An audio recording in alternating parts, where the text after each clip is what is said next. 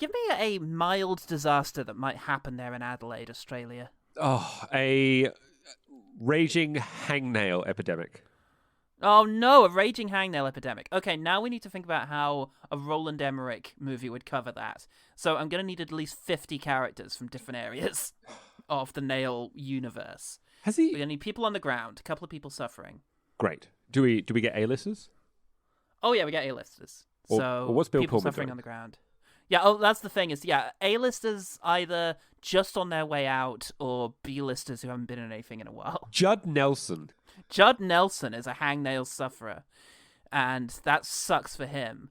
Meanwhile, we've got some army guy who's been called in. Oh, what? You know what? Just bring back Adam Baldwin. He's not doing anything. Yep, that'll be Adam Baldwin. Absolutely. I think we could have at least 2 Baldwins, depending on which ones you go for. Not Billy, Stephen and not I think. Alec. The fourth one Yeah. that no one knows. Billy Baldwin. Isn't there He will another be about... even more obscure Baldwin? Oh my God, is there? I'm going to look up the Baldwin brothers. You keep going with this bit. You look up Baldwins. Who else do we need? We have got an army dude. We need someone who's like the expert in nails. And then we need, most crucially, a conspiracy theorist. Ooh, who saw this coming and turned out to be right about the whole thing. Who's your zany go-to scientist? How about Richard Ayoade? I feel like he's doing anything now. Incredible! The director-DVD man himself. Exactly. I feel like Richard Ayoade will be our eccentric conspiracy theorist who turns out to be right about everything. He was right. There is a hangnail epidemic coming to Adelaide. Nobody knew about it. There's also a reporter, I think. And that's going to be a Simpsons voice actor. Yardley Smith? Yeardley? Yeah, that'll be Yeardley Smith. Yeah. Absolutely. It's Yeardley's time to shine this time. Yeah. Crazy reporter who joins on the adventure. Also, I'm sorry, Richard. Romance between Richard Ayoade and Yeardley Smith. That's right. We're breaking down Hollywood cliches here, people. Get on board. Also, I'm sorry, Richard. I don't know why I gave you shade.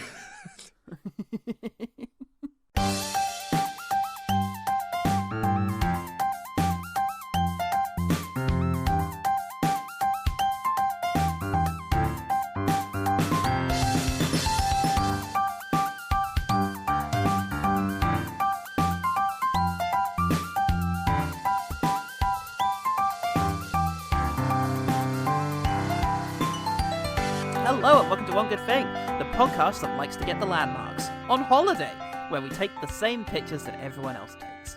I'm Paul President, and this week my global defense system has been brought down by Sean Flierl.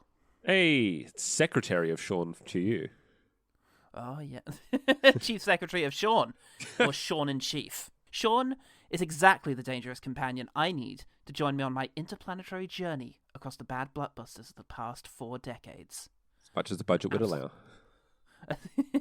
Yeah, absolutely. And you're going to be amazed at what we get away with this. This is a useless attempt to identify some trends in the biggest bad movies of their era. We've dodged arrows and incomprehensible accents in Robin Hood and blasted through the sound barrier of the mid-noughties butt rock with stealth. And I asked Sean to identify a tens blockbuster to represent the decade's shortcomings. And he chose the 2016 legacy sequel, Independence Day Resurgence. Wow.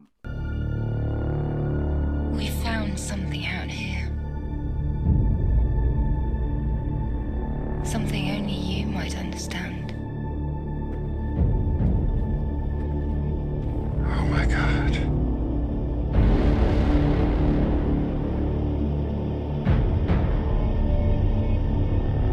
They spent 20 years trying to get us ready for this.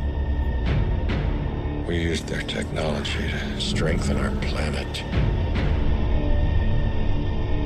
But it won't be enough. I see them in my dreams. They're coming back. Womp.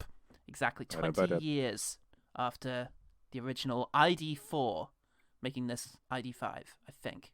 Do you know it took me far too long to realize why they used the acronym ID4? For the life of me, I could not figure out where the 4 came from. I stared at that thing. It's still really arbitrary. No, it's not. But I was just looking at it going, there's no 4 in the title. Like, I could not... This is why I shouldn't be on the pod. Like... But why just take the 4 from 4th of July and stick it on there? No. ID4J. And I found out that it's because that Independence Day, there was a copyright already on the name. In which case, why did you call it that? Yeah. That's inexplicable. Very much like Independence Day and this belated sequel. So hopefully all of you remember the original Independence Day, although kids these days, who knows? It's on the telly a lot, and for any particularly young kids, the telly was a sort of TikTok that you had on the wall and the family would watch it together. How old are we again? That. We're far too old to be talking about any of this. Far too old to have a podcast. No, we're the exact right age to have a podcast. Oh, God. Anyway, after the immense success of Independence Day back in 1996, there was an immediate, insatiable demand for a sequel. So 6 years passed with nothing happening. To be fair, Roland Emmerich and producer Dean Devlin were very busy with all the subsequent smash hits like Godzilla and The Patriot. So... Hold on, is this the second deemed... Did Roland Emmerich do Godzilla? Yes. Is this the second Roland Emmerich film that I've brought? Incredible. Absolutely. All right, Day After Tomorrow is next, everyone. Day After Tomorrow is absolutely next, and my God, you'll see the journey. But yes, they come back. They come back to Independence Day, apparently partly motivated by the reaction to 9/11. Oh, yeah. Okay. Yeah, sure. That can make it felt. Devlin, who incidentally may just have the single most punchable Wikipedia profile picture I've ever seen, started work on the sequel, but according to Emmerich, during the release of The Day After Tomorrow in 2004, they tried to find a way, but couldn't make the story work. Jesus Christ, to think that stopped them at one stage. And the fact that and I know you'll get into this, but they wrote this in 2 weeks? Oh, boy! It shows! Yep. This is good old first draft territory right here. Did we resolve that? What? I don't remember us writing that. Did we resolve that bit? What? The film? Did we resolve the film? Just about.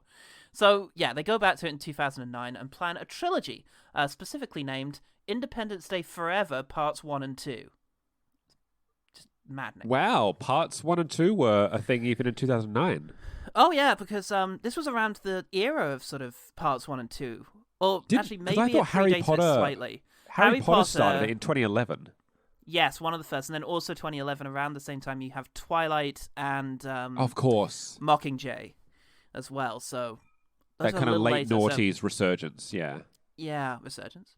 Uh-oh! You said the thing! We always drop the title, everyone. You have to listen for it. But then, The Predator. But then, in 2011, Will Smith becomes unfeasible due to his requested $50 million salary. Jesus Christ. Eat the rich, people. Just eat Smith. Eat Will Smith. Eat Big Willie style. Absolutely. Apparently, Will Smith would be back in talks for the movie later on, but ended up finally dropping out due to conflicts with Suicide Squad. Well done, sir. You Wild Wested yourself again. No, he didn't, because it wasn't like Resurgence did well. So It's not like he missed out on this. He's just the Matrix, dived from one sinking ship into another one. Oh, God, yes. Well, in 2013, they rope in James Vanderbilt to help with the script, and it's got to be perfect. Vanderbilt had worked with Emmerich on White House Down. Jesus. And then he is also the screenwriter of Basic, the movie of John Travolta and Samuel Jackson. Terrible. The Losers, sort of action movie that I vaguely remember. Oh, Jeffrey Dean Morgan. Yeah, based on the comic series. Yes, I believe so. Fun. I don't remember it. The Amazing Spider-Man films, 1 and 2, starting to sense a pattern. And Zodiac.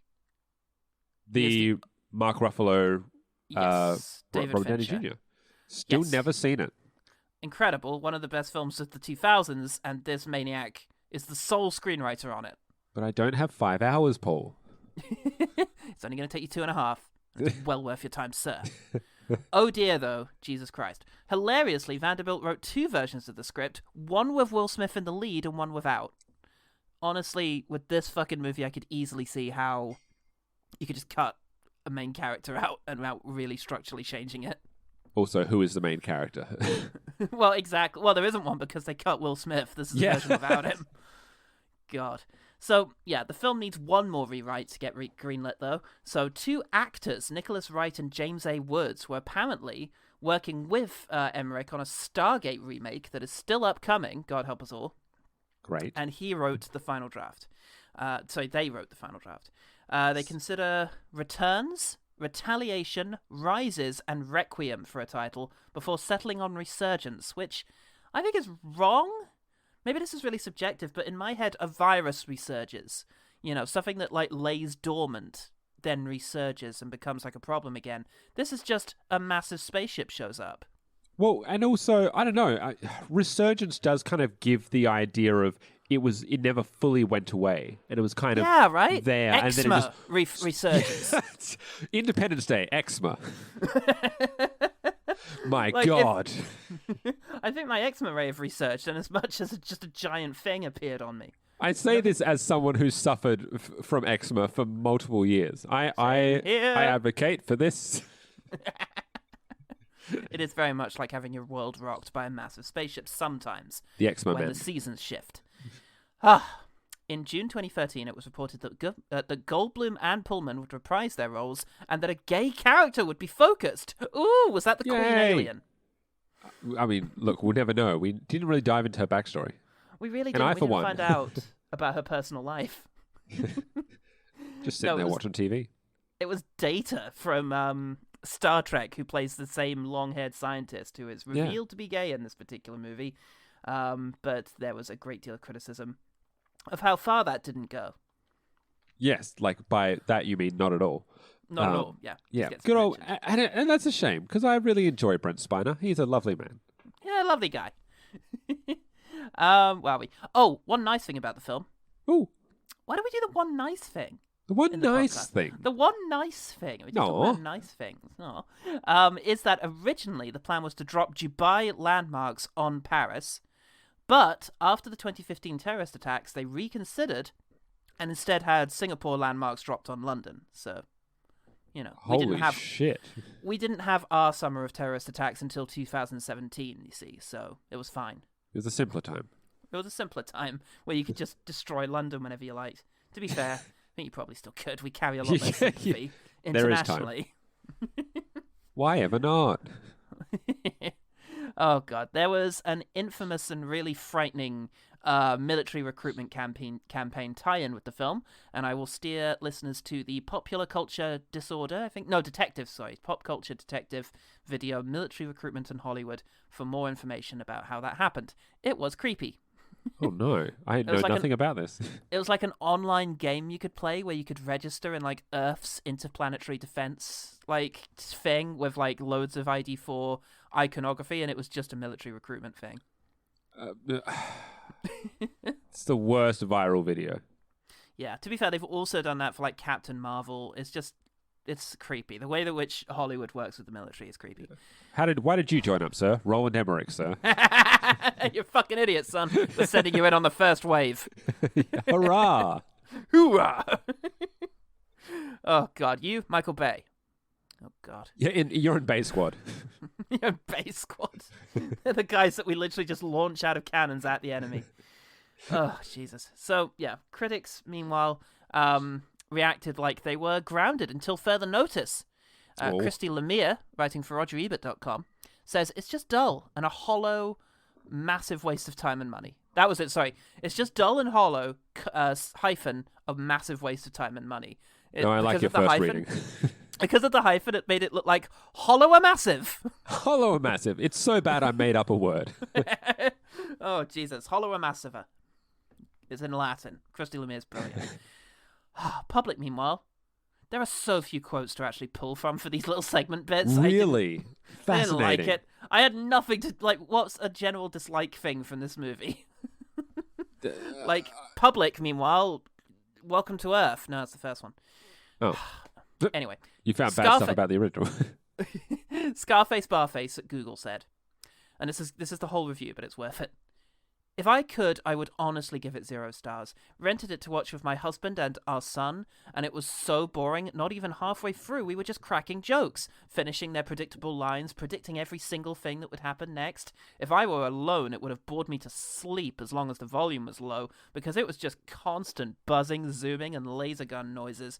No time was spent on character development, so you didn't get attached to a single character. A lot of the acting from the newbies was bad, and just too many special effects with Liam Hemsworth's pretty face plastered on the cover face. And Jeff Goldblum Goldblum, playing on the 90s nostalgia. Sometimes you just need to leave good things alone. Let's hope they don't do an Armageddon sequel too. Not Armageddon. Also, we don't need to continue the podcast. That was very succinctly written. That was very succinct. I think I misread it when I pasted it because I read that she had said it wasn't 10 minutes in when they were riffing, and I just had this great image of her trying to pay attention to Independence Day Resurgence whilst her son and husband just family just having a riff. Shut up. I'm trying to follow the story. I want Liam Hemsworth on my screen more. His face. I want his face on my screen. Whilst promoting the similarly awful film Midway in 2019, Emmerich admitted that he was disappointed with the film and that he should have stopped after Will Smith left because the version of the script with him in it was much better. Oh, yeah. Yeah, Will Smith's always improving every project he's a part of. At least it wasn't Dwayne Johnson, and I know we've chatted about this a lot, but there's a verge, what was Dwayne Johnson doing in 2016? It was just prior to Jumanji, so he was free. He was free. You could have gotten Dwayne Johnson in this, but I mean, if you leave Will Smith out, then and get Johnson in, what a slap in the face. Yeah, or at least get Carlton. There you go. Fresh Prince people, where am I at? Where are you at? Not where am I at? I know where I am. Where am I at? Please help me. Where am I? Help me, please. Christian Simpson is a three-man. He was... Basically, we've got two guys who are just like three-men. There's Christian Simpson and there's Tarsine Gowrie, who are just in stuff. Christian Simpson was in Phantom Menace and Revenge of the Sith, Random People, but more importantly was also Brendan Fraser's double in The Mummy Returns.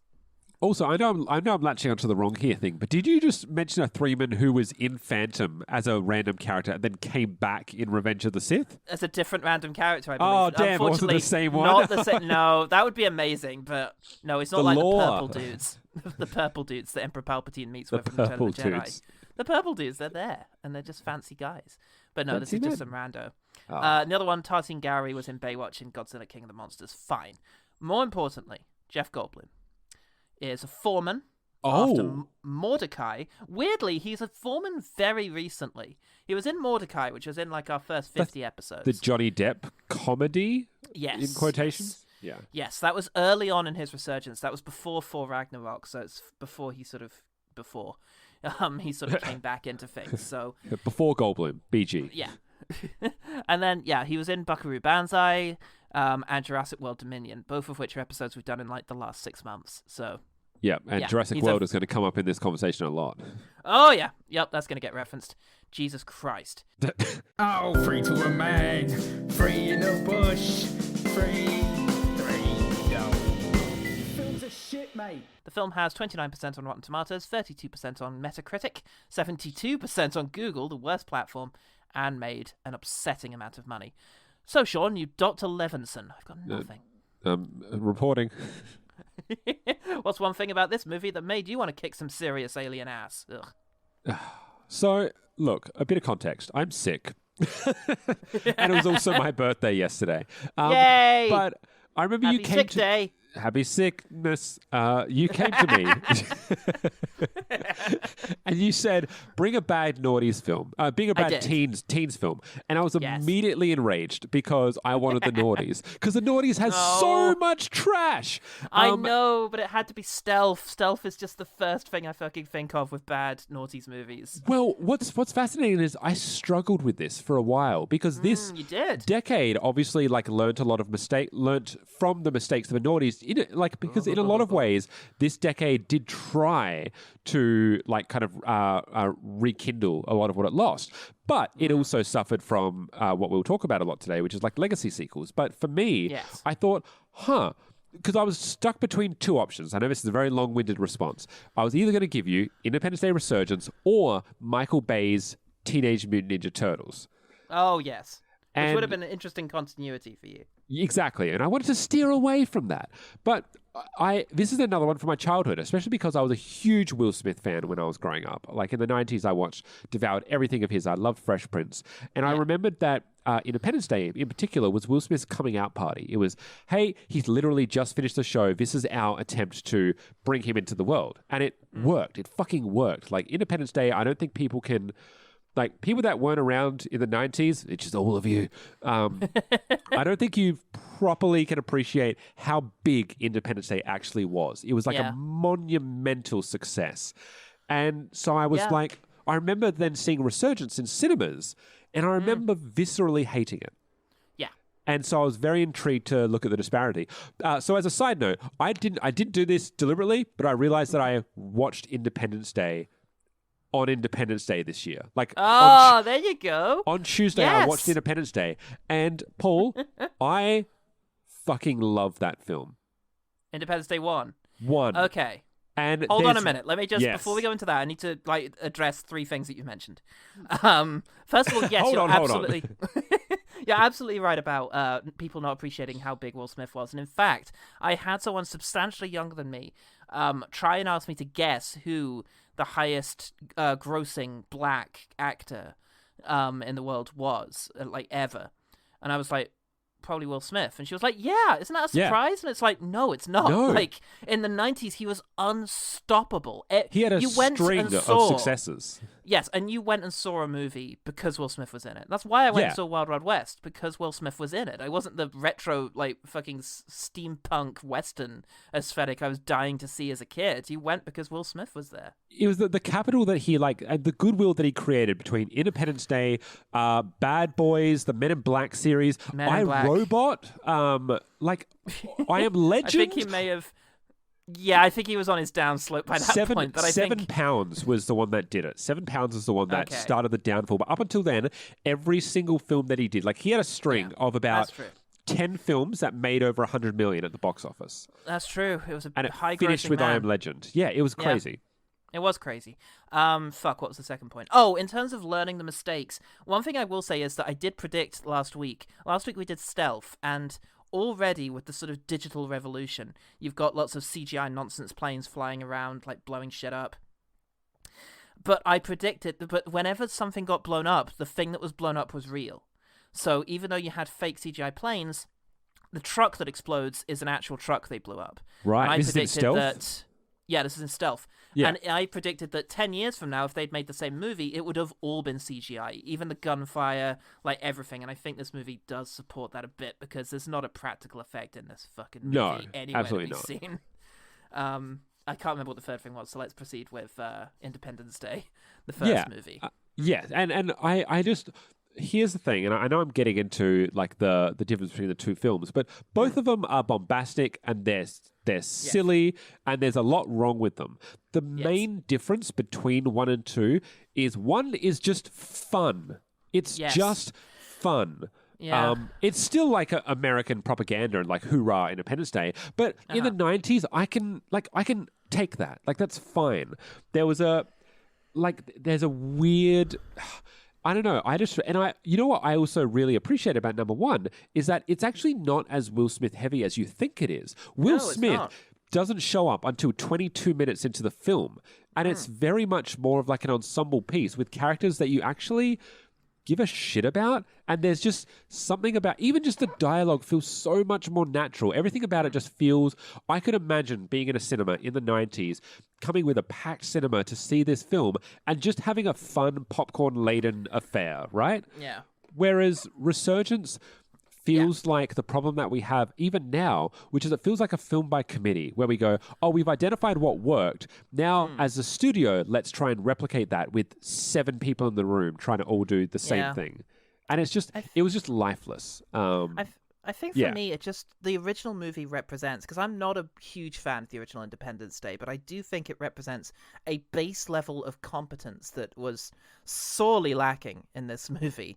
We'll get into it more when we talk about the sort of analysis of the film, but yeah, there's an awful lot that Independence Day gets right, and actually means that it's a sort of effective kind of blockbuster film that this movie just completely fails to do.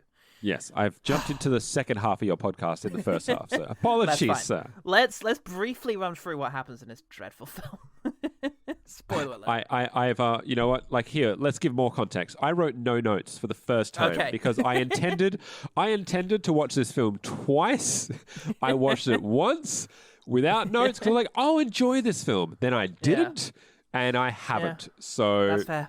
This is I'm a gunslinger this episode. Wow. So You're a wild man. Well, look, you might remember the first Independence Day. The very first shot. It's the moon. And we see the American flag planted there.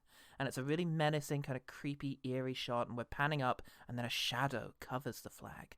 And we keep panning up, and we see the Earth, and then a ship kind of comes in view over above us, and it tells us everything we need about the sort of menacing atmosphere of the thing. Well, here, it's just nonsense, sheer nonsense, right the fuck away. Yes, I actually thought it was like a video game loading screen. Oh, yeah. When they started. It's like spiraling galaxies, like a weird, hazy, refracted version of the speech, which I guess the aliens sent back to the home base as part of their distress call. Yeah. It's like, and help also... us. Bill Paxton really kicked her ass. 10 humans. It's not They're the Paxton, is it? worst. It's Pullman. God damn it. Pullman. Oh, look, Paxton. If they'd have faced Bull Paxton, it would have been a lot shorter film. Oh, fuck me. Do you know what, though? I kept calling him the Lesser Jeff in my plot rundown because I mix up Bill Paxton and Bill Pullman, and I also sometimes mix up Jeff Bridges and Jeff... Goldblum? No, not Goldblum. I know who you're talking about. Daniels. There you go. Like, just because they're Jeffs, that's all. I just mix up the names. I don't mistake who they are, I just mix the names up. And so I mixed up the two men I do that with. And so he became, like, Lesser Jeff. So that's just who he is now. A lot of Bills and Jeffs floating around around the ether. Jeffs in the world. They really are. Anyway, yes, we're here. It's on Earth, and it's 20 years afterwards. We've got world peace now. We've commemorated the dead by building a totally inaccessible memorial wall that's far too high for anyone to actually reasonably make use of. And everyone has pulled their CGI resources together into one conglomerate. And everyone has their own special flying spaceship now, and it's great. Everything's good. There's world peace. All we needed was an alien invasion. All we needed was another war. War, sir. That's what this generation needs. Yeah, you kids don't know what you got. Peace is what you got. Oh, God. Yeah, we get some hilarious expositional speeches from people, including the President of the United States, who's just the worst. Oh, yes. The fusion of human and alien technology not only enabled us to defy gravity and travel with unimaginable speed, it also made our planet finally safe again. Great speech, Betty. Thank you, Madam President. And I know her from something, but I can't... Oh, God. I think I know her from Law and Order. Oh, God. That makes a lot of sense. God, I've written in memory of the actors we couldn't afford. A bit of context for my thing. That's right, there's a big picture of Will Smith up. Yes, that's why he I dead. make that note. He dead, yeah. He's very dead. Like, but don't you're worry. not going to be in our film. We're going to murder you. In a training exercise. Yeah. Don't worry. We've got his stepson, and he's going to be just as charismatic, honest. You look out for this kid. Michael B. plus Jordan. Never mind all the lesser Jeffs and the not quite Smiths, though, because we've got the worst Hemsworth. See, no, you've got the second worst Hemsworth, and that's... That's good enough for this film. Yes. Second worst is third best. That's right. That's right, Liam. That's what Good Liam stuff. always says. It's how we got That's the what he Witcher. says, even though there's only 3 of them. So, oh God, he's got the Witcher. Jesus. Anyway, he's in space. He's on the moon because basically we now have the ability to travel literally anywhere the plot needs you to be in seconds. Yes. They are traveling so fast. Even school buses have this technology, it turns out, as we'll see later on. But yeah, you can be anywhere you need to be. And there's a base on the moon dedicated to experimenting with impractical and dangerous architecture. You got to do it somewhere. Might as well do it on the moon. So there's a disaster, but he fixes it while shouting a lot, which is weird because he's acting like he's really straining, but it's like you're just operating some controls. That's it. It's. I am such a fan of strained vehicle acting. I love it because I want to see the behind the scenes of where they're like, okay, we need this to be like, out of 10. It's the old Star Trek story, right? Yeah. Where whenever they needed to get hit by something, they would do a number between 1 and 10, and that directed how hard you'd fling your body around. And I think that's rife for pranking, Right, yeah, everyone, just do a 3. Just do a 3. William Shatner's going to do a 10. Watch this. They go all the way up to 10 with this one right away, which leaves them nowhere to go later on. Go to your happy place. I'm kicking in the fusion drive. Are you crazy? We'll burn up. Yeah, it's very possible.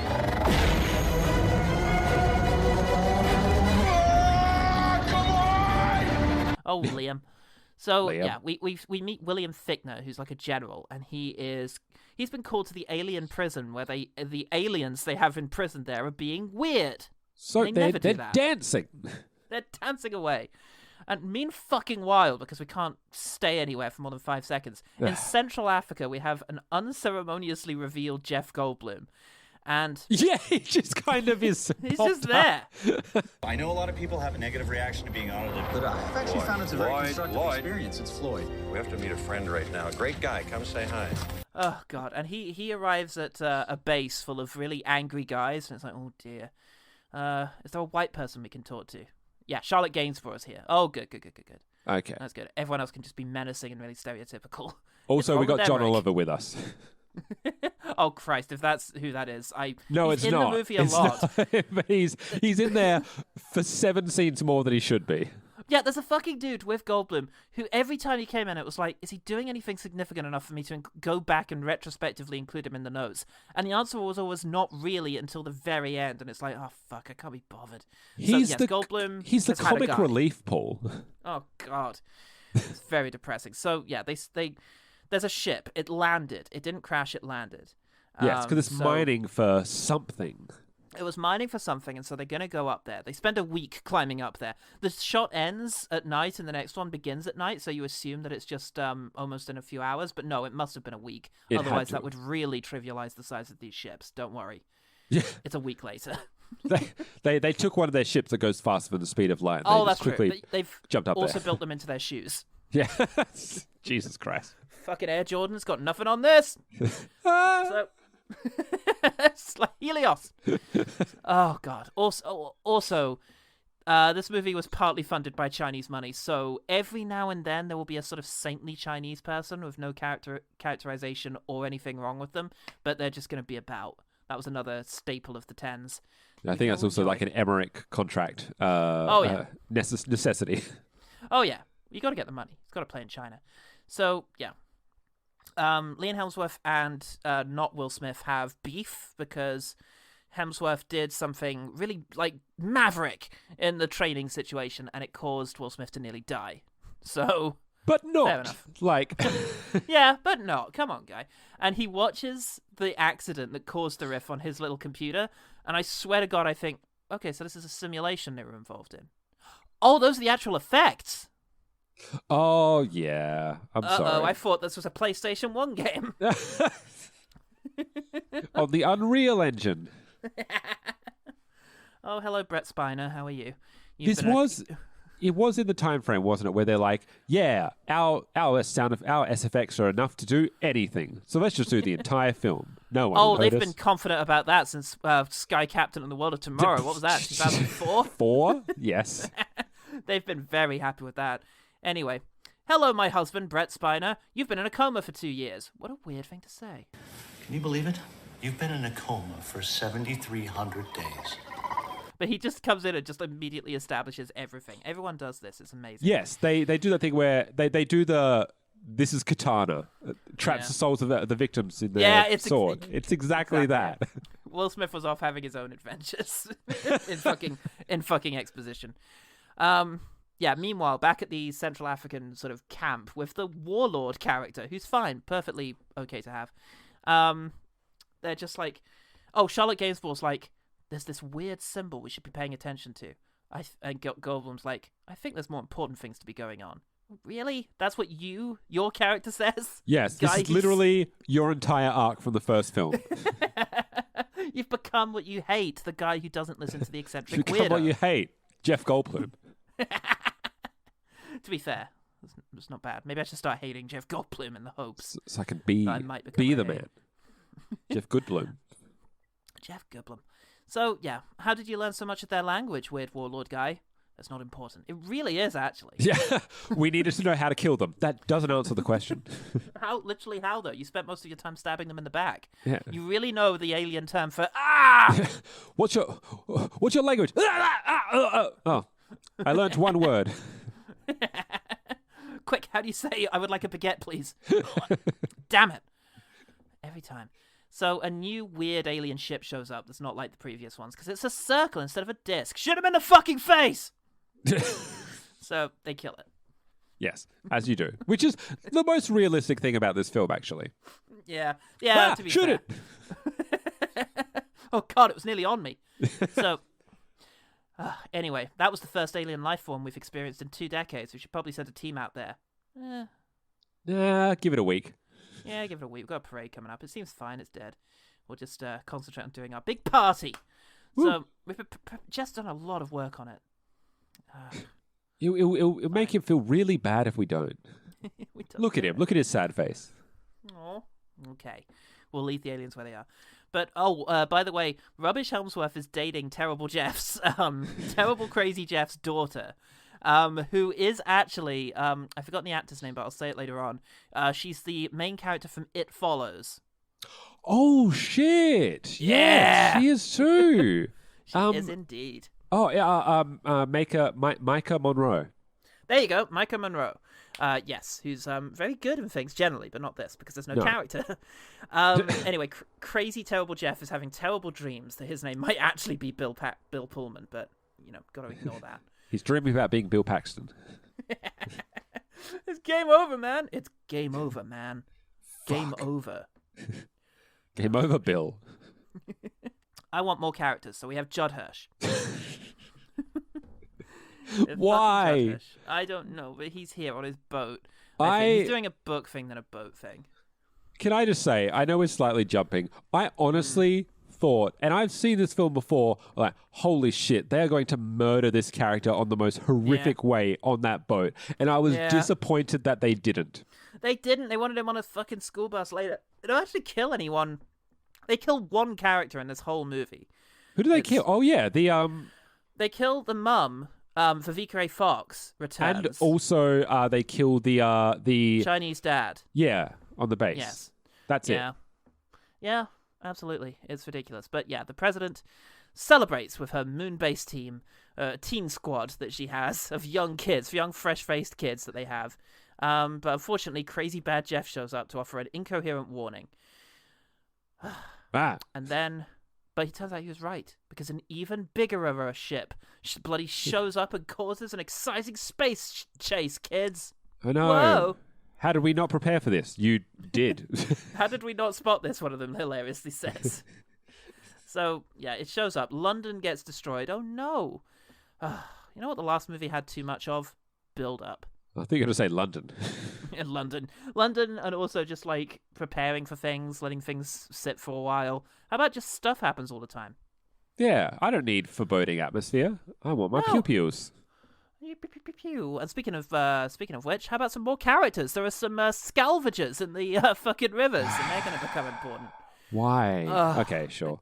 But yes, Vivica A. Fox, Mrs. Will Smith, unfortunately dies, rescuing a pregnant woman. She's a hero. She dies in the it's the biggest long shot of a single person's death that I've ever seen. It's actually I laughed. It is funny because you've also got you're doing it POV from the not Smith character who's just like no, and she kind of just falls in. It's just like I don't know, just like oh no. I think that was my mum. God Almighty! I'll feel bad about it later. We'll all feel bad about all of this later. William Fichtner drives Crazy Jeff to a secret alien observation base. That, it makes sense. Because remember when 9/11 happened and we were going to war with the Middle East again, so we got back Crazy Ronald Reagan so that we could draw on his expertise. And how well that went. It went so well, and that's why that war went exactly as you would hope. A quick shot of Data's butt later, and it's time to interrogate one of the aliens. Yeah, it's amazing that you could take such an iconic scene from the original and just strip it of anything resembling horror. Yeah, it's also amazing let's just do it again, and it'll be exactly the same. He'll talk in the same voice. It'll be the same fucking thing. It'll horror become lore. Is a really, oh god, and horror is going to be a huge thing that's missing from this movie. Yes. Same with Jurassic Park. Actually, I feel like a lot of people forget how scary these 90s blockbusters were. Fear is akin to awe, And anyway, space is just another one of the things that becomes meaningless because fucking Goldblum and co are all here as well. Just anywhere you want to be. Anyone's here. Even Joey Ryan and her band of childish misfits are here. Oh, God. We cut to a blonde woman driving a car, and I genuinely wonder who it is. I wonder, have we been introduced to this woman before? But I think she's new. She's the one driving around with the kids, and they meet Judd Hirsch. She's new. It's all looking quite hopeless. the aliens are flinging cities around. There's a lot of terrible things happening. But there's an alien queen that if you kill will just make this insurmountable problem stop immediately. Oh, great. Oh, let's do that. Yeah. Also, they're here stealing the molten core of the planet. And a general expresses that some small form of skepticism. You know, he's like, how do you know that? And I suddenly remember how fun it is to have characters in a movie. You know, characters who want different things and have different beliefs and cause conflicts when they come into contact with each other. You remember I haven't seen that in 20 years, sorry. Not since the original. Last movie with conflict in it, damn it. Oh. They're all off on a mission now. In fact, there's a retaliatory strike, which is ridiculous. Just before they go, I think... what was her name? Marika. Maker. Yeah, make a wish. Sorry. Make a wish Foundation. Maker Monroe. Maker Monroe. She says, by the way, I looked at the houses. Homes? No, houses. I like this one. If it's still there. Billions have died. Oh, yeah. That was, I think that the last thing you would do is laugh at that. You'd be like, oh, thanks for ruining that one tentative, goodbye gesture I was giving you. Ha, we may all die. We actually got together because of our off-brand sense of humor. No one gets us. Nobody gets us, and I think that's actually something that's really brought us closer together. So, the pirates get roped into a dangerous mission. It'll save the world. Fuck it. We'll pay? Oh, okay. Oh, God, I forgot. More characters, that's right. Yeah, Jesus. The counterattack unexpectedly goes wrong when it turns out that they have lasers too. Oh, if we'd known that, we wouldn't have just flown slowly towards it. We didn't learn. We didn't learn anything, says Roland Emmerich. But Rubbish Jeff suddenly has an important psychic message to deliver. The alien queen knows that they're coming. Are you really? That loud space fight outside the ship tipped her off, perhaps? Yeah. Maybe I'll go there. So, the aliens have attacked the White House on foot, it seems. Could this be the president's last poorly delivered line? I think it is, because she's not in the rest of the movie, so I think we're left to assume she's dead. I think they all got eviscerated. I can't even remember what she said. No, just something bad. I'll sample it. There will be no peace. But William Fichtner is now the president with his steely blue eyes. Follow him anywhere. Gosh. I do love that idea of being like, yeah, the entire line of succession is gone. You, military man. Yeah. Yeah, it's kind of fun because I do like that scene where they just walk in and it's like they're here to swear you in. It's like, Jesus, really? Oh, fuck, okay, sure. I love how readily he but in a actually a fantastic way that he just has to accept. He doesn't have time to compute it. It's just, yep, cool, let's do it. All right. Good stuff. But Crazy Jeff gives a rubbish speech. And Charlotte Gainsbourg and Warlord Guy figure out that the other alien from the start of the movie is actually the enemy of the bad aliens and therefore potentially an ally. Yeah, we got that. Yeah, we knew that. we got it. We got the visual fucking language of cinema that you are an expert of, Mr. Emmerich. But, yeah. There's a laser fight inside of the alien ship involving Hemsworth, Smith. All the kiddies. Yeah, all the kids. The Queen is very unceremoniously revealed again, very much like Jeff Goldblum, and is just in a fucking room. And she wants the weird orb from the other ship, so she decides to go after it herself. What could go wrong? Sorry, there's a billion police sirens happening in Adelaide at the moment, so you'll get a lot of that. Yeah, I'm here. Here, take me. Do it, you do it, you bastards. So, the plan is to lure out the Queen into a desert that's nearby and then hit her with nukes, and it works. The end. Can we just fucking call it? Because there's more. There's like 40 more minutes of movie, but is any of it worth commenting on? Is there how there can't be that much more? You know what? The only thing worth commenting is it's just sequel bait. You young kids will be back in space. Oh, we're going to kick alien ass and take it to their world. Oh, great. Even less grounded action. That's what this fucking franchise needs. Yes, right? Gosh. That is the film. That's the film. That is the film. There's a couple of moments I'll observe. There's a funny moment where they ask for a pilot and Crazy Jeff's daughter is like, I'll go. And it's like, did we establish that she's a pilot? There's one line. There's one line where I think because they say a few times oh, guess it's nice being in the White House now and not having to be a pilot anymore. But okay. Yeah, that's at the very beginning when you keep seeing photos of the three of the kids together before they had their scuffle. Jesus. Christ almighty. And then crazy Jeff comes in and it's just like, no, I'll do it. And it's like, is there a third option? Anyone else? Is that all we got? All right. No one else. No one else. And there's also a moment where they're in the alien spaceship and Jake decides he's going to do that's Hemsworth. He decides he's going to do a distraction. And he goes up and starts yelling at everyone and then pissing on the floor. And one of his mates is like, oh, Jake's in trouble. And it's like, oh, yes. Really? That plan backfired? But also, wasn't that the point? Like, Jeff's in trouble. Like, yes, capitalize on that. Fucking do the thing you're meant to do. It's just dreadful dialogue. Anyway, is there anything else worth saying? The president blows up the ship, but the queen survives so they can have another fight. Yeah, Bill Pullman dies as well. Bill Pullman dies. Why is the queen chasing the school bus? The It Follows girl manages to bring the shield down by just doing the thing they've all been doing, but like a lot. I can't remember why it chases the school bus. Does it just see the school bus? It just sees it knows Jeff Goldblum's in there. Yeah, that's it. And everyone knows where Jeff Goldblum is. She can't stand it. She can't stand something being alive that's more glamorous than she is. That's the real motivation here. They really are running with the idea that all you need to do is get behind these fucking things and then you can just shoot them and they die immediately, because they do that with the queen in the end and it works and she just dies. Watch through the film, Paul. None of them ever turn around. They don't have that ability. It's incredible. It's like Batman. So the pirates get rich, the aliens die, the alien ships all die in what feels like hours after they arrived. That's right. This conflict feels like it lasted like a couple hours. And the main characters all become all approximate human interactions, and the movie ends with humiliating sequel bait before Roland Emmerich's line comes up. We're gonna kick some serious alien ass.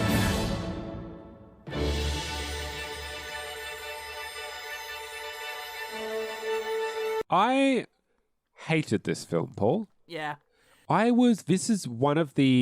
This is probably the most boring film I've brought you. Wow, it's boring. It's so dull. And it's kind of crazy. Singapore gets dropped onto London, and yet it feels like nothing. No. You know what I was struck by, and I'm going to do a lot of alluding to the first film, because I feel like I couldn't watch this film in a vacuum. I had to watch the original again. What Independence Day does so well is, and you touched on this, it builds tension. There's this menace from the moment that Jeff Goldblum as well sets that countdown up. Yes. Everything is so tense and meticulously crafted to the point where it's unsettling to have the group of alien worshippers on top of the roof, like yelling up at this ship. And you know what's about to happen. You know, but it's been built up so perfectly. And where in the sequel, nothing is left room to breathe. Like, nothing breathes. Nothing takes time to like assert itself.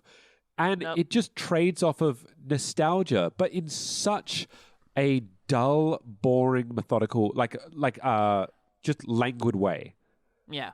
Also, in the original, the sort of countdown of the days, the date coming up in this big sort of ominous kind of July 3rd kind of thing.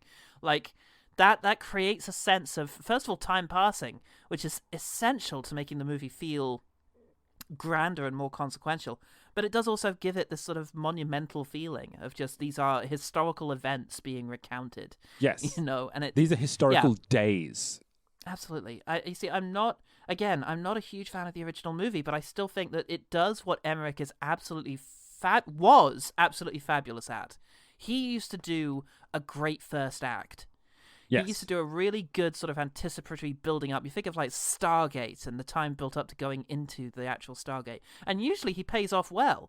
Like, going through the Stargate is a great sequence. The aliens attacking in Independence Day, you know, the blue lasers, is a great sequence. In Godzilla, not so much, but it always used to be the case that you could trust him to do a good first act full of ominous warnings and a sense of anticipation. And somewhere around The Day After Tomorrow, he fucking lost it. And this and Moonfall, I think, are the absolute nadir of his career. It's just, I hated Moonfall so much. And what I hated most about it is the number of people who would come in and just do this sort of thing of just saying, oh, if you take it on its own terms, you know, if you just surrender to it and put up with its absurdity. And it's like, my problem wasn't the absurdity. My problem was that nothing felt substantial or like it mattered. No, it's just boring and bland. Like, and it's a problem. Like, and what's weird is I remember watching this film, and I remember that I was mixing up scenes between Independence Day Resurgence and Pacific Rim Uprising. Oh yeah, sure. Two films that feel very similar, and Uprising is the only film that I've ever literally fallen asleep in the cinema for. Wow. I was also very tired, Paul. But yeah, also it's incredible because I do believe Independence Day used a lot of practical effects. Yes, a whole bunch. In fact, like they built a life-size replica of the ship that you see in Area 51. That ship that they come into in Area 51 is an actual fucking ship. Yeah, Whereas look, I know this is old man yelling at clouds, but the fact that everything is CGI and there's this deliberate avoidance of anything resembling miniatures or practicals, you just lose so much life. And because you can hide a lot of weaknesses and what would be considered baseless or boring through good effects that give it life and give it kind of warmth. It doesn't have that here. Yeah. Yeah, no, absolutely. It's just an entirely soulless and weightless film. And it really, I think it's in the writing and the direction that I really become surprised at how incompetent it is. Because there are moments here where this feels like you're watching the Asylum parody of the film, just in terms of the absolute lack of technical expertise. The movie looks bad. The movie is poorly edited. It has really bad moment-to-moment editing and extremely bad structural editing, to the point where the emotional sort of journey you're going on throughout this film is just absolutely bonkers as it cuts from moments of sort of global, terrible devastation to sort of comic relief moments, or these terrible little character moments that are incredibly insubstantial because there are so many characters. Yes. It's doing the New Year's Eve thing of just cramming in characters so you don't have to actually work on anything. And it's always been a weakness of Emmerich.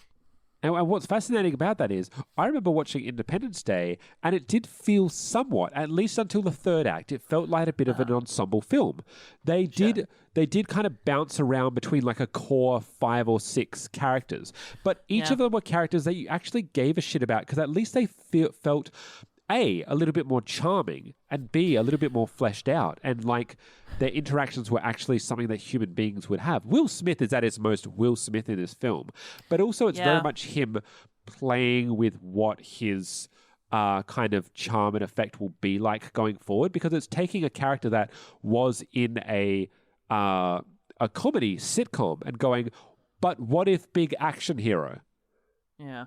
And I feel like what you got in that original Independence Day, I don't think Emmerich is capable of sort of very good characters. No. But I do think that he used to be better at sort of letting actors sort of shine in their roles. And in that original movie, the characters who really excel are, Jeff Goldblum and Will Smith, because they bring so much of their own personality. I don't know how much they're allowed to improvise, but there's so many sort of, what would you call it, idiosyncrasies that they have. Goldblum gives a very Goldblum performance, and Smith does the same. And in the end, when they meet each other for the first time, their first exchange is Goldblum saying to Smith, "Do you really think you can fly that thing?"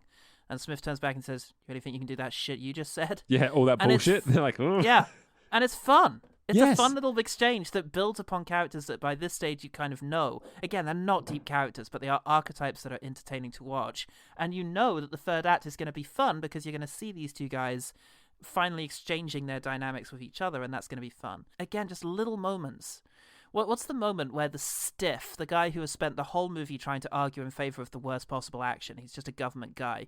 This is the original? In the original. He's invited into the prayer circle by Judd Hirsch. Yes. And as he sits down, he just says, "I'm not Jewish." And he just says, "Nobody's perfect." Yeah. Yeah. It's cute. It's a cute little line. Because it's just, yeah. It's also like, it's worthwhile noting that Will Smith, Jeff Goldblum, and Judd Hirsch, all three of those were allowed to improvise quite significantly throughout the film. In fact, a lot of their interactions were, and it shows. It's like, it was this...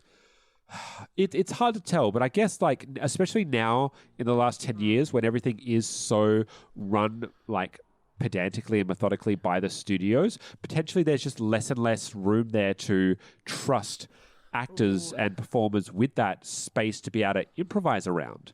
But also whether... Do you just have characters like Liam Hemsworth and others that simply aren't capable of giving that sort of performance yet? They're not experienced enough to be able to just let loose in that way. I'm not sure, because like a lot of my issue with modern sort of comedy and things like Marvel is that it does feel a little too improvised. Oh, yes, you can definitely swing the other way. Yeah. I think it comes down to just being measured enough and having the good discipline, which is rare, you know? And that's the thing, is you have to remember, in almost any decade, 90% of the movies that are made are terrible, and it's about how good the 10% are. We have great blockbusters at the moment in there. We have a great 10% going on. I mean, this year in particular, there's a lot to be excited about, but there are some trends to identify here. And I think the big one for this movie is that this is a legacy sequel, which is an interesting idea. The idea is, I mean, they were around before The Force Awakens. Like Tron Legacy in 2010 was a legacy sequel. Yes, and that was the first time I kind of identified it as something that would become a trend. Yeah, and it has a lot of shortcomings, actually, sort of the sort of general movement. What it gets accused of, in general, is just relying purely on nostalgia, being sort of these really unoriginal properties. And it's what's replacing the remake fad before. And, you know, obviously it makes Hollywood happier than remakes because it means you can involve old actors, you know, older actors in this and sort of really try and kickstart that nostalgia thing. And you can try and get people much more on board than if you were making a remake, you know, where people tend to get quite defensive. There's also something to be said about, there's something that Matthew McConaughey started, which was, you know, the McConaissance, right? Where you take these actors from the 90s or the noughties that maybe, you know, people don't know very well, but they did have their heyday. We go, hey, do you reckon we can re-kickstart this actor and get people on board with the idea of, oh, this is the film that started their return sort of thing? Like, there's a bit of that. And we turn them into sort of memes. We did that with Goldblum very much so. And did it with Keanu Reeves. Keanu Reeves, fuck me. I mean, people forget, like, Matthew Perry took a swipe at Keanu Reeves and the internet came for him. But people forget that was... Yeah. It was funny, but the reason it was funny is because Matthew Perry was like 10 years out of date. If he had made that joke 10 years earlier, no one would have given a shit. No, absolutely not. Like, the guy that did, what is it, Man of Tai Chi or what? The fucking Lake House? Like, yeah, fine. Yeah. You know, have at him. But, like, yeah, it's this weird thing where we sort of identify celebrities and sort of, make them into these kind of... We love a good redemption icons. story as well.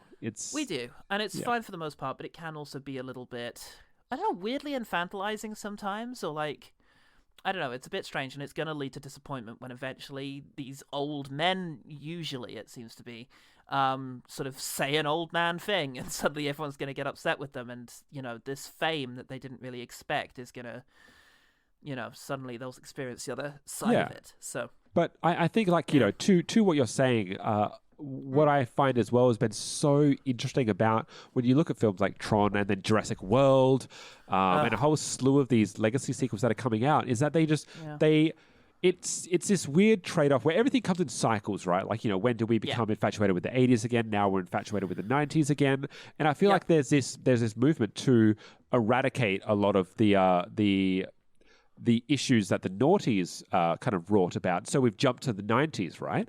But largely with a lot of these sequels, we just don't seem to, or at least the studios, or at least whoever's involved in the creative process behind these films, seem to just deliberately, or like surely it has to be deliberately, mistake what made these films so successful and what made them them. It's fascinating. Very interesting because ultimately... The thing is, you have to remember how the studio executives kind of work, which is that they identify something that worked and they want to ape it. And in this case, what they want to ape is The Force Awakens. Yes. So The Force Awakens is a sort of action-filled kind of, you know, space drama with a sort of myriad cast that includes older people and younger people. So they will take sagas that don't fit into that mold very comfortably. You know, Jurassic Park is not Star Wars.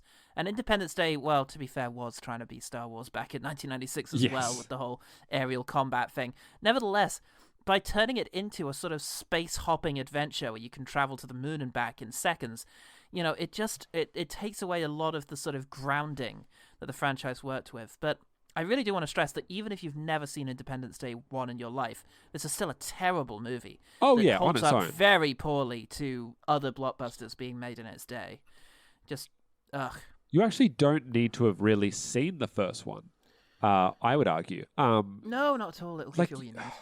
You'll just, it's so disheartening, especially because I'm just trying to think, what is a legacy film that has actually been a positive I'm not saying this condescendingly and that it doesn't exist, so I just can't think of one right now. But like, yeah, there's been a few. There's Top Gun Maverick. Yeah, that's true. Obviously, extremely good. I really loved Blade Runner 2049. So did I. It's one of my. It's because Denis Villeneuve is my favorite director, and I love everything that he puts out. Yeah, he's a superstar. And then again, fucking Mad Max. Of course, yes. Yeah. Mad Max. And then I will always, and I know I can never remember who's where on this in terms of the Baby Beard team, but I will always stick up for Force Awakens and Last Jedi as being a sort of 1-2. So we're an interesting kind of you and I have a weird kind of stance in terms of Star Wars. I viscerally hate The Last Jedi, but I found out that we have. I remembered it was one of you. Yeah, we have a. I didn't realize that you didn't particularly like Rogue One. No, I didn't particularly like Rogue One. I disliked Rogue One thoroughly, and I believed I was in a vast minority with that.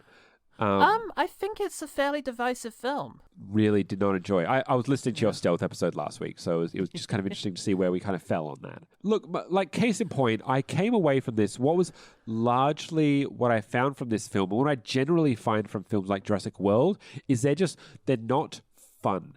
And I think that is an aspect of the blockbuster that is missing in a lot of these misses. The ones that miss, they're generally not fun because you can excuse a lot of shortcomings of a blockbuster film if you can at least go, yeah, I didn't regret spending $20 on a ticket. That was fun. Whatever. Yeah. No, indeed. And I think a big thing that gets missing is that people underestimate the effect of horror in these movies. And I was speaking to someone about this at Sight and Sound, in fact. And I was talking about how, the original Jurassic Park film was a horror film. And they said, well, no, it's not. And I'm like, think about all of the set pieces. Think about the T-Rex taking the car apart. Think about the velociraptors in the kitchen. Think about basically any time dinosaurs are on screen. Horror is a huge part of that movie. And Independence Day 2 has the beats of a horror film for the first act, the act I enjoy. Yeah. Before and think it does about the turn into use a sort of Star Wars clone. Use of sound design or the lack of sound design in those scenes. Yeah, and maybe it's just being a kid, but I remember it being frightening, the scenes where they're in Area 51 and the alien comes alive. Like that line, the hand is moving, which again is a useless line because we can see the fucking hand is moving. But nevertheless, when it comes to life and like there's things scurrying around and we're not getting a good look at anything, it was creepy. And then Brett Spiner speaking with the thing around his neck. Oh, it's disturbing. It is. And I was just going to say, what's also kind of fascinating about that is, cut this bit out because I had a point and then I forgot it as I was speaking. Or keep it in now that I've said to cut it out. You know what? We're live, baby. We're live. One last thing before we move on to quick firing, which is that one thing that did occur to me I should have been sort of keeping track on during this is a sort of history of representation in big blockbuster movies. And it's been an interesting journey.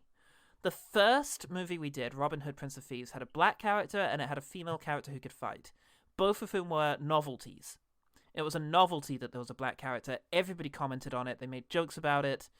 It was, a whole big thing. And the same for the fighty woman. It was a joke. And it ultimately had no impact on the plot, really, except when you needed to have some sort of mystical element explained, in which case you could rely heavily on the sort of magical black man trope. And just have his exoticism answer any issues that you need. So sure, he can invent gunpowder. Sure, he can. He's just, he's from a different culture that you don't know. Therefore, it's fine.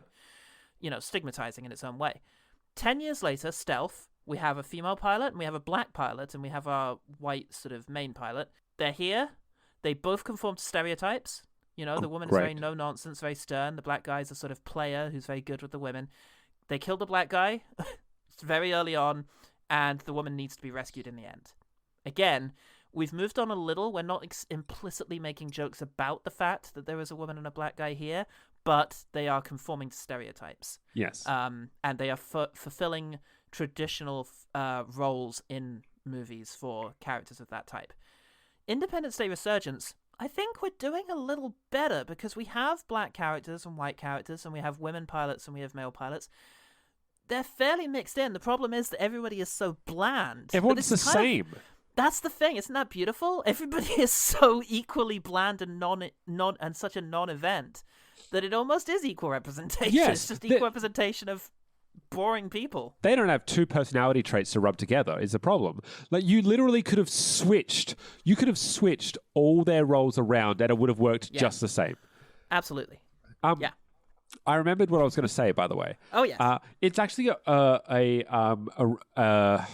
argument I would make for the sequel not having to exist at all. And I think that it's very hard to make a sequel to Independence Day for one simple reason. And it's something that the plethora of Alien sequels forget, which is it's so much better when you can't see the alien, right? Yes, and it is. Independence Day is very measured in when you see the alien and when you don't, and how much of it you see. So the problem is, once you open that box, you can't close it. So it becomes like you can't have the suspense of seeing or not seeing this creature in the sequel. You have to go bigger, like, because that's just the nature of a sequel, right? You can't keep it as restrained as you did, which is why an argument for why those sequels just don't work from day dot. Because where do you get the the foreshadowing and the menace of what the fuck is this thing, and then seeing it? Absolutely, and I think that's hugely endemic of the entire indicative of the entire problem. Let's quickfire things that we did like about this here movie, because although it is very representative of terrible 2010s blockbusters, no film is worthless. There's always good stuff. So let's have a look. Quickfire.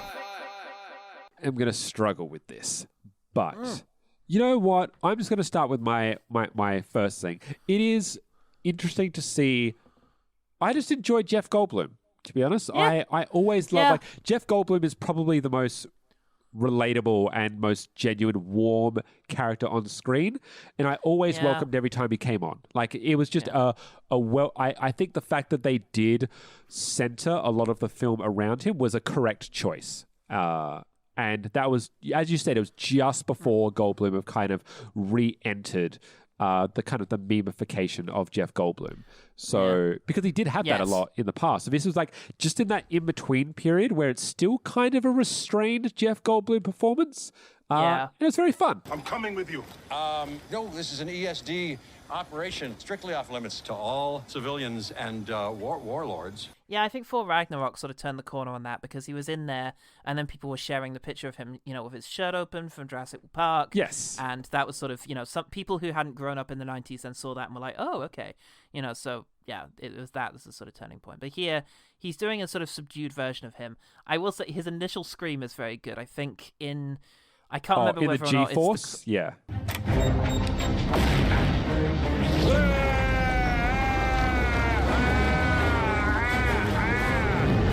I will say it's a fun premise that one of the ships landed. And, you know, there's some interesting stuff going on in terms of the idea that, you know, alien technology has now changed the world, but we never get a sense of how that actually meaningfully impacts on anyone. Yes. Yeah. It just turns it into a video game. Another thing that I thought was a good premise and a good idea, and I think is a good comment, is this idea of 20 years later, the second an alien ship comes out, no question, just fucking shoot it. Yeah. Like, I love that visceral response to be like, shoot it! And that was a mistake. And I think that's such a... That could have been so... The follow-up was awful, but because it still trusts them. It's still like, we understand. Yes. And it's like, what if that caused more tension and sort of said something about human nature that we're still inherently distrustful of each other? Right. And it's so... I love this idea of being prepared for 20 years, and you just over-prepared. Yeah. Absolutely. So... Obviously, not much in the way of practical effects or real sets, but something that we did have when there's the young people sort of going through the wreckage after the big tidal wave sequence, and they find Judd Hirsch. I'm pretty sure that's an actual set that they've built, because it does look good. Like, there's broken boats, there's wreckage everywhere. There's a little thing that they built just to have that one scene, and it looked good, and I like that, and I'd like more of that sort of thing. You know what I'm trying to do here is I'm trying to look at some of the quotes from the movie and just see if there's anything that stood out. Because there's none of the one-liners that I really enjoyed. No, that's the thing, is I had nothing to work with in my intro, where I had to use dialogue from the movie to introduce the various segments. I had nothing. No, like... the most egregious. I know this is a good thing, but I'm just going to say a bad thing quickly because I have to. They like to get the landmarks. I hated that line so much. Oh God, that was a very annoying line because it's also not original. Cloudy with a Chance of Meatballs substantially earlier said the thing about how the wreckage seems to be confined to major global landmarks and is then spreading to the rest of the country. And it was funny because it fit the tone of the movie. This was so out of nowhere. Yes. Okay. You know what? I'll actually give a proper good thing. I loved the long shot of the alien ship in Africa when you finally get like a sweeping landscape shot of the size and the scope of this thing because up until this point we either get a view of these ships in the sky or wrecked. There's no in between. And this is the first time there's just something very unsettling about seeing a ship out in the open, unscathed, just dormant. That was as close as I got to being unsettled in the film. Yeah, it's good stuff. There's a bleak premise with terrible delivery. There's a moment where they're inside of the ship and they're carrying weapons strong enough to destroy the ship, and they've gotten through the shield, and so the president issues the order to blow the bombs sort of automatically from where they are, even though they're not being launched but from the plane. So the planes are just going to explode. And some of the planes do explode. It's not quite clear why only 3 of them do and the rest don't. But 3 of them do, but they have shields around them, so the blast is contained. And there's something really bleak about the idea that those pilots inside died and it was to no effect. Yes. But we don't know who they are. There's no Harry Connick Jr. about to humanize the people who die in the attack. Any named character apart from 2 of the older actors will stay alive. Also, as a side note, I don't know if you're aware of this, but the Harry Connick Jr. Role from the original Independence Day was originally cast to Matthew Perry. Oh wow! Yes, that makes sense. And he had to pull out. So I just thought that could have been a coming out party for him as well, and maybe he wouldn't have said his trash about Keanu Reeves. Maybe he wouldn't have. He would have kept his fucking mouth shut. Fucking Perry. No. You know what? This is just indicative of the silly popcorn-laden affair that I would have just loved. I love this idea that the daughter of the president says, to the security guard says, whatever you do, make sure he doesn't get on that ship. And he's obviously gone and talked to Bill Paxton, and Bill says, right, I need you to just take her away for 10 seconds. And then I'm just going to sneak on the ship. And the fact that this security guard's genius plan was to go, he's fallen. Come quick. And she buys it. Yeah, it's ridiculous. But also, like, the whole thing with Bill Pullman is that he just looks so disheveled. He's got this beard. He looks crazy. The idea is that he's kind of become, in his time away, the Randy Quaid character. Yes. From the first movie. But it's just so humorous. He's got such a crazed look in his eye. That his performance is pretty bad in the first one, in the original movie, I think. I think his delivery is quite stilted. But there's something quite amusing about seeing such a sort of, subdued performance with such a bizarre character design. Just a wild Bill. Amusing. He's got the wild look in his eye. You don't know what he's going to do, but he thinks it's a good idea. How are you going for one better thing? Quick fires. I've got a few left. I could rattle off a few if you like. I'll chime in if I think of some. Okay. I think the design of the alien is quite good. You shouldn't be seeing this much of it. I completely agree. But the design is essentially, it's a Giga-esque xenomorph on the outside, and then you unzip him and there's a grey man inside. Yes. Like, I still quite like the design, but it is very startling to just see them walking around in daylight. It's as off-putting as seeing Tim Burton's Batsuit in broad daylight in the fucking Flash movie. And it's just like, this isn't how you're supposed to shoot this. And I do love the way that came about in the original film, which is they had 2 designs that they were presented for the alien. And Roland Emmerich loved them both. So he chose both. One of them was the suit and one of them was the alien inside. So it's actually meant to be 2 different designs. And I thought it was very fascinating. Yeah, it's fascinating and it's good. You want it to have that kind of, weird, squishy feel to the technology. I think it's quite nice. And speaking of which, I did quite like the Queen suiting up, because one thing I was desperately trying to get myself to feel in this movie is the sort of fear of an alien life form with its own particular cold, menacing way of doing things. Because I remember feeling fairly... I don't know, again, this is a kid thing, but I just remember feeling intimidated being inside of the alien ship in the original movie. Yes. The aliens are so frequently in that movie represented by just black shapes in the sky that when they are actually inside and there's a cockpit with aliens in it, I just remember feeling so unsettled. And it was also very minimalist at that point as well. You still don't see a lot. Everything's still quite obscured and hidden, but there's just these two strange beings. Yeah, absolutely. And I will say, I did quite like the design of the interior of the ship in this one, where they've got this weird vegetation inside of the ship. Its own ecosystem, yeah. Yeah, its own ecosystem. That was a nice idea. I do, jumping onto that, I do love the scale of, like, yes, I know I said that I would rather it, like, not exist at all. But if you are going to do it, I love this idea of you had 20 years to prepare, and you still have absolutely no clue what you're getting yourselves in for. The sheer scale and size of everything, and to, like, especially when you mentioned about the force field that went around the bombs, and everything just seems so pointless. And I love that, because it should feel that way. That's how you should create some stakes of going, what the hell do we have to do? No, it's undercutting moments. My next one as well is that the idea of a school bus full of kids that has been abandoned because the driver was just like, fuck it, I need to go see my girlfriend or whatever. See my girlfriend, whatever. And they play it for a laugh. It's like, oh, he wanted to go have sex. And, then Judd Hirsch goes, whoa. And it's like, it's a gag. But it's a dark idea. The idea that, what would you do if it's your last day on Earth and you think the world is ending and you've been put in charge of a bunch of kids, but you have a chance to see someone you care about?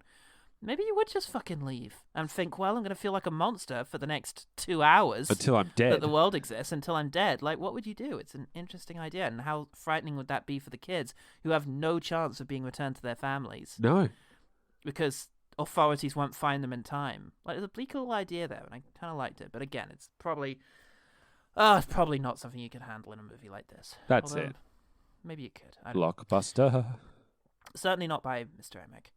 Okay, one of the worst, this is a bad quickfire, but it made me fucking laugh, is that what happens, I think it's, I can't remember which fight it's in. It's in one of the generic fights. It might be inside of the alien ship where Hemsworth has caused a distraction, and then his pilots have taken the air and start shooting things, but there is a really awkward insert shot of Liam Hemsworth going to the screen, grinning with all of his teeth and going, nice, with a thumbs up. Oh, and yes. It's so bad. And you just can't help but imagine, like, that moment being directed.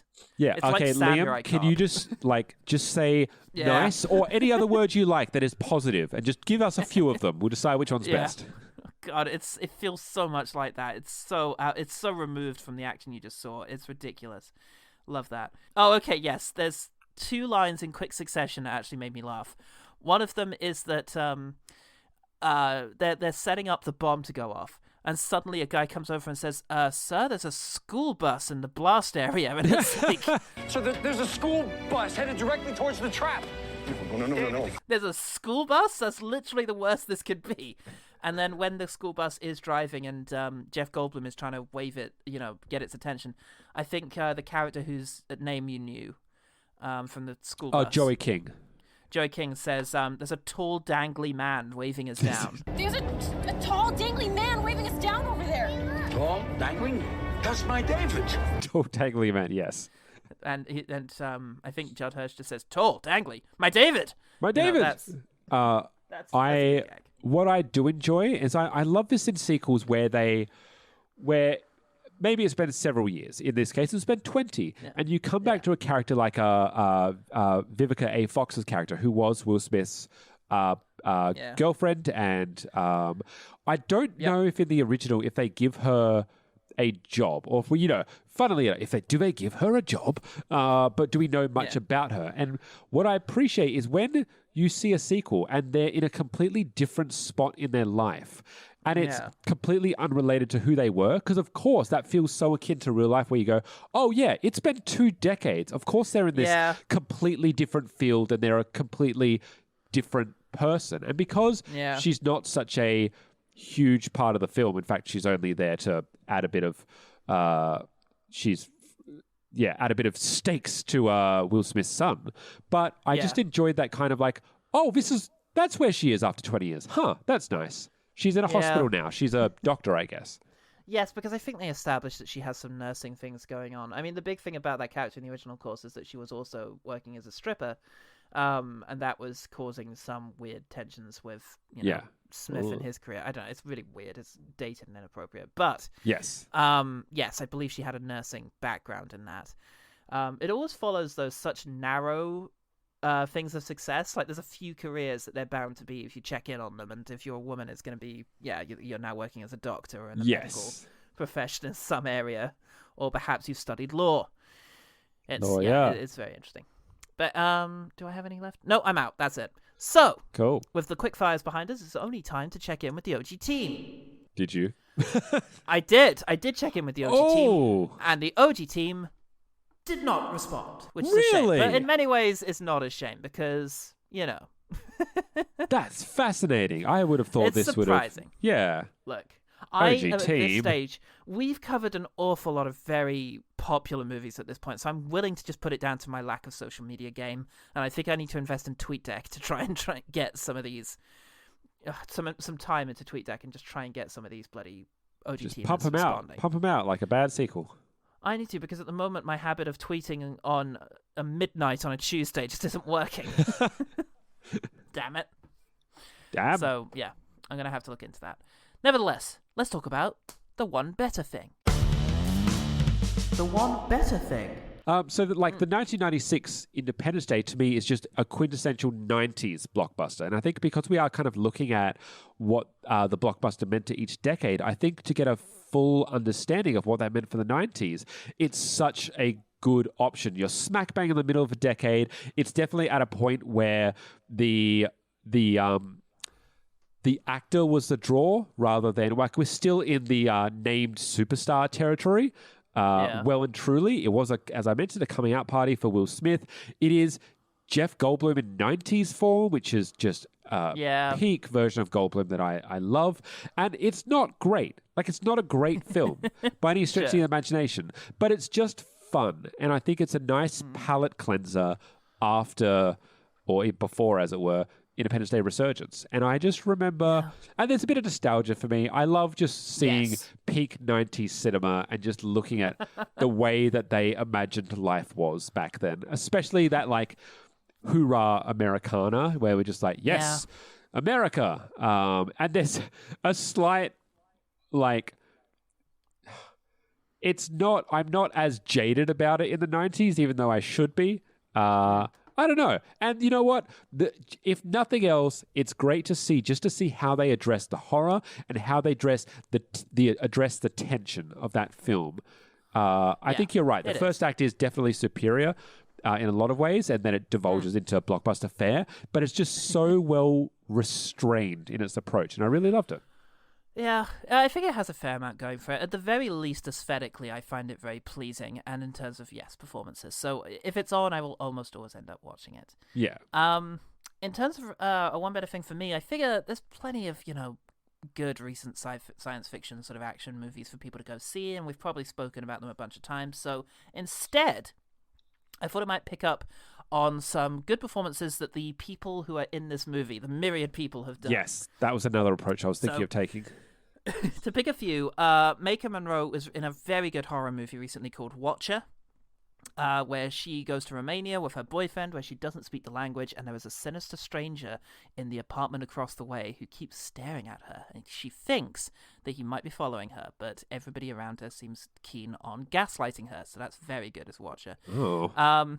If you want some Judd Hirsch action, then he's very good in The Fabelmans, the recent Steven Spielberg movie. He does a very memorable turn as the sort of uncle character in that. Which is good to see. And he's much more sort of able to sort of be himself and sort of, it's a very good performance in that. Liam Hemsworth is in Poker Face, which I have not seen, but I do love Rian Johnson, so I assume that it is good. And then there is one of the actors in Asteroid City, but I won't say who because it's a bit of a spoiler.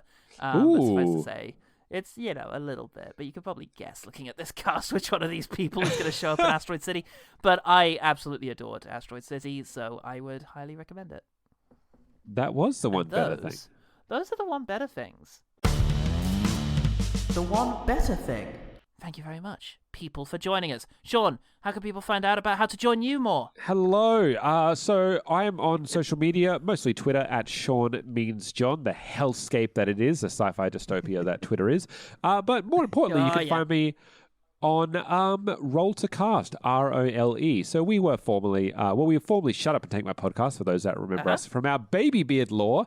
But otherwise, nowadays, we do a TTRPG variety podcast where we play a different game, a different system every season, which comes with its own style, tone, story. It's 6 of those seasons are scored by the ever-lovely Paul Goodman. Also, everlasting. I listened to your last week. Also, tell Paul Goodman that I said hello right back because I saw that he said that to me, and now I'm returning the favor because you forgot, sir.